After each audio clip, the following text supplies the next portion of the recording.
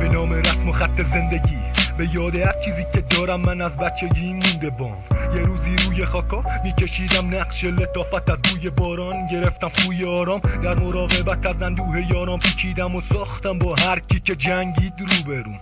هر چیزی که دیدم و ساختم مو به مو، از در جایی که بگی رفتم رو به نور. و چه زیباست که باز خسته نشدم، نه تو حرف غم و درد. حتی دوست دارم اونیه که قید منو زد، اینه بهتر فرق کنم غما رو رد کنم. تو دریای آزاد فکرام غرق شدن، موندم با کلی آدم. احتیاط به غرور با این که نیستی یادم. آواره میشم تو حرفایی که ریکس میارن، پریشون شدن تو رویایی که فیکس نیحالم. این حرفا میگذره با دردای یه بچه که تو اوج تنهایی دوست داره بخنده. صدایی بلندتر از حرفایی که کنده میشه حس در باب قلاب و یه بنده. آره پسر چیه تو هر ثانیت موندم با مردن انسانیت. ترسیم شده تو اوج حساس